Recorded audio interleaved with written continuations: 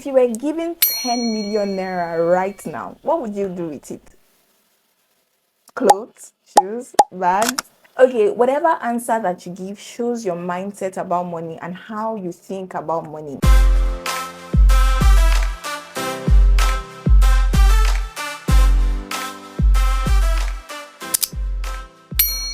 Hi guys, my name is Martha Odo. I am a YouTuber based in Lagos, Nigeria, and today we'll be talking about money. It's so exciting because money is not something that you would see me talking about. I had two friends tell me that when did you start talking about money? Like, I'm impressed. You never talk about money.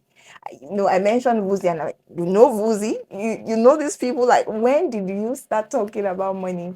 But money is so important to be talked about. And that's why I'm talking about money today. For someone that started working when I was 16 years old, I was making money, but I never knew anything about money. I never talked about money. For some reason, I did not just talk about money.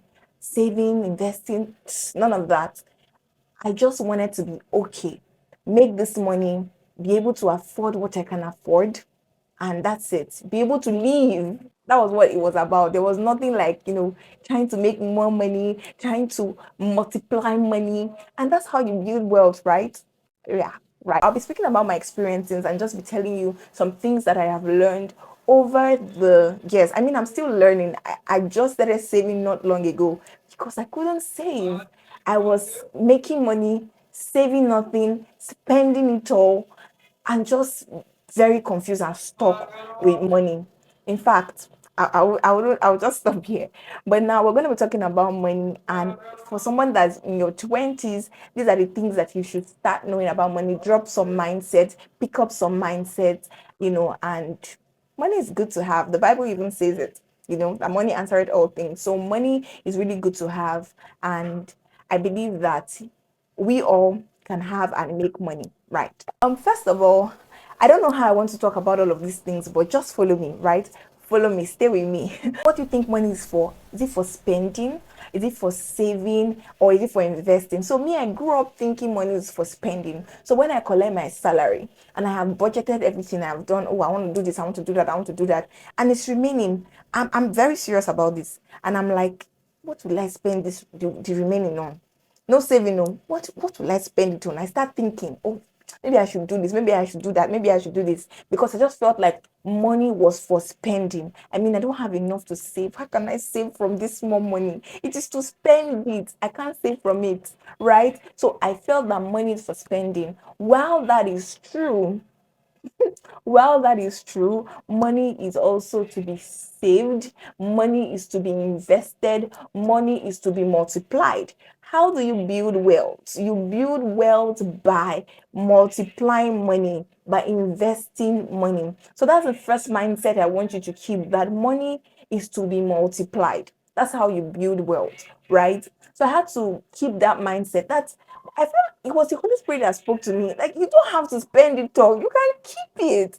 You don't have to spend your money. Like, my body will be like, the money has not finished. I need to finish it. Right? So you need to save money in your 20s. Your 20s is the time where you need to save. Now, I know that you may say, how much am I even earning that I want to save?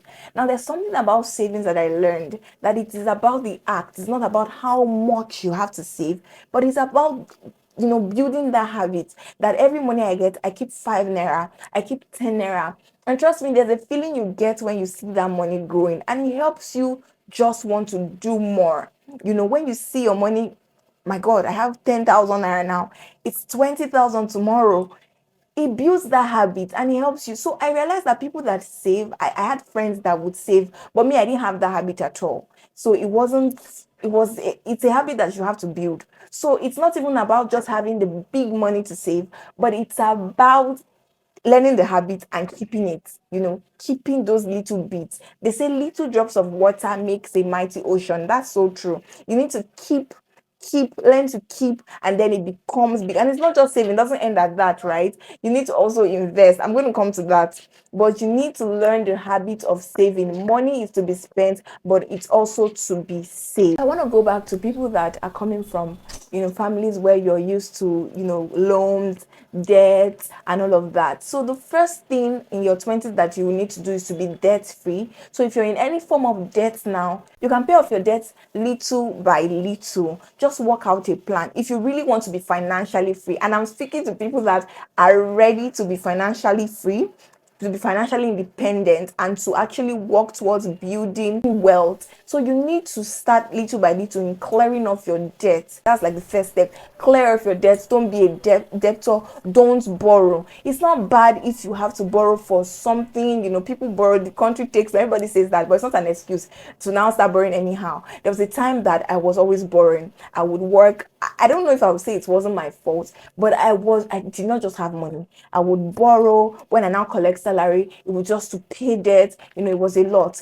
Shola Adeshakin talked about increasing your earnings before you start saving. She said she's not coming to tell you that save like everybody would tell you, but it's about increasing your earnings. So I understand if you're earning small, but what I would tell you is just create the habit. It's not about, I need to keep, it could be 10%, it could be 20% in a month. It doesn't have to be large chunks of money, but just building the saving habit is what you should focus on. You see the money grow and nobody will tell you. You just love saving and you keep saving. If you want to know about money in your 20s, you will need to learn and read books that speak about money. Read books like Rich Dad, Poor Dad. Read books like The Richest Man in Babylon. These are books about money. Like I said, I'm in my learning phase. I'm still learning about money, and it's very interesting. Follow people that talk about money. Ask questions from all these coaches. There's Shola Adeshakin, there's Sheyi the Assistant. In fact, these are people that I really love following Sheyi the Assistant on Instagram because he talks about money. He opens my mind so that I'm knowing things now about money, mutual funds, all of these things. And I'm reading and I'm looking at, okay, how can I learn? How can I do these things? Because you would have to learn about money, especially if you're from a family where they did not teach you about money. You did not learn anything about money. You had wrong mindset. You would need to unlearn and then relearn about money. Invest in reading books, buying books, watching podcasts that talk about money. Now, there's something I want to talk about that maybe some people may not like to hear, but I'll have to say it. Now, you need to cut your coat anyhow they say it, according to your size or whatever. If you cannot afford something, you cannot afford it, please. You cannot afford it, please. If you cannot afford it, there's something a coach said, a financial coach, that said young people nowadays, what takes their money is Uber and food, eating out. Uber and eating out. What is there to jump the bus if you cannot afford it? I mean, if you calculate it, you're going to spend about 6,000 naira on Uber when you can spend now this is not even a poverty or penny wise pound foolish situation. You know that this will be cheaper for you. This will save you money. You will now spend it your last card on Uber and you now start begging people. You won't have any money. If you know you cannot afford it and you're rolling with people that is what they do, see, I think contentment is another thing that you need to know where you are at every point and be content. You're going to get there. I feel like if you know what you're doing in life and you're working towards building a future, you would know that there is a time and season for everything, and that you're in a season, and that they will get to a point where you can afford all of these things. So if you cannot afford entering Uber or eating out, I'm not saying don't spoil yourself once in a while. I do it once in a while. I eat what I want to eat. But then it doesn't mean that I would use all my money because I'll say YOLO. I'll say this life is just one and I'm going to spend all of my money. No, you need to be wise. Know what you can afford at every time. Budget your money and stick to your budget. Track your expenses. You should be able to know what your money is going for. Not that you just spend and hey, I had 200k last week and now it's 5 naira. I don't know where I spent it on. You should know what you spent your money on. You should be able to budget, and there's so many things I would get into. And for something like giving, for instance, it may sound harsh, but I know that there are, emergencies where you just have to give people money. But you need to plan. And if it's not in the plan, you can move it to next month. You don't have to finish all your money because you are giving. Giving is good. I support giving. I give even when I'm instructed to and it's not in the budget. I do that. I believe in the principle of giving. I heard about a story that Daddy Joe talked about. And he talked about how he was a lecturer. He had a car, even had a driver. And he would, at the end of the month, and And before the end of the month, the driver that he's paying, he will be borrowing from his driver. Now, this story just shows you that there was a mindset difference, mindset gap. This is somebody earning money. For instance, there are people who are earning like 500k a month. Now you looking at it, you feel like this should be enough, like this person should be comfortable, but this person is coming back to the person earning 100,000 naira and still borrowing. What can we say about that? That person may be living above their means. That person may be, you just feel like, this money is big now. It's just the mindset about money, really. That this money is so big. After all, I'll collect another one next week. And then you're in debt. Then when you collect, you're paying debt for the last month. That cycle over and over again. You are not keeping money. You're not investing money. You are just lavishing, living la vida loca. I mean, your 20s is the time where you should save. Just imagine if I started saving when I was 16 and when I started working and I was saving and saving. Just imagine it. But it's never too late, right? I'm 25 now, and it's not a bad time to start learning about money, to start saving, and to start, you know, increasing my earning capacity and all of that. Yes, increase your earning capacity. When you earn more, actually, you can actually do more. You can now spend more. You can increase your spendings. You can increase your savings. So build yourself. You are the asset. Build yourself. You are your greatest asset. Invest in yourself. At this time, I'm talking to people that I know that are my audience who are in their 20s, maybe your 30s or whatever. It is not too late. That's what I'm just telling you. If you've not started, you're still spending, you don't have savings, it's not too late. You can start, just build the habit. That's what's necessary. And learn about money, read books about money, watch podcasts about money, learn about money, invest in buying books about money.